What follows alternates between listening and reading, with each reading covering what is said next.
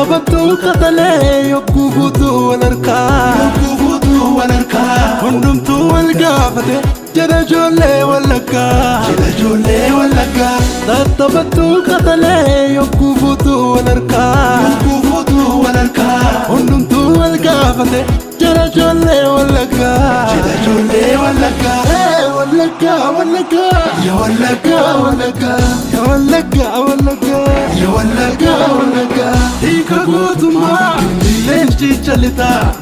Biya ko gari maltu singda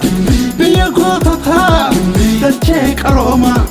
Arra barule abdi sikanna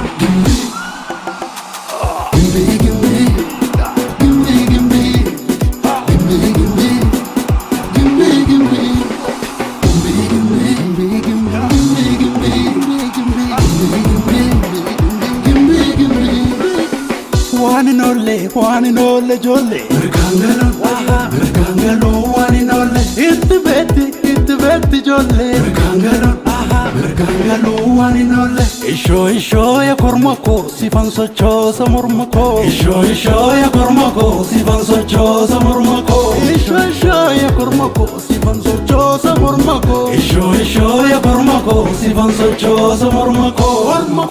Sifan sochosa mormako Gotako Sifan sochosa mormako Gannako Sifan sochosa mormako Atikanko Sifan sochosa mormako Gormako Sifan sochosa mormako Gotako Sifan sochosa mormako Gannako Sifan sochosa mormako Atikanko Sifan sochosa mormako Sifan sochosa mormako Sifan sochosa mormako Sifan sochosa mormako Sifan sochosa mormako Sporti jalala Sporti jalala Sporti jalala Sporti jalala Sporti jalala Sporti jalala Sporti jalala Sporti jalala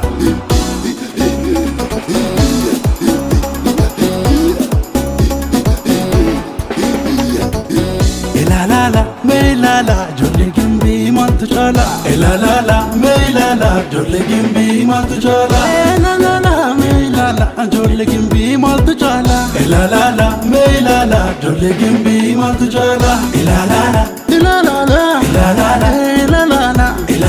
jolle gimbi wangugot sente giddu kumagot Elalala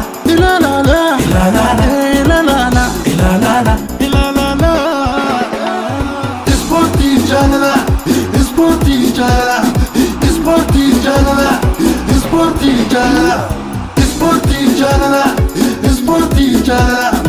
Sporti jalala Sporti jalala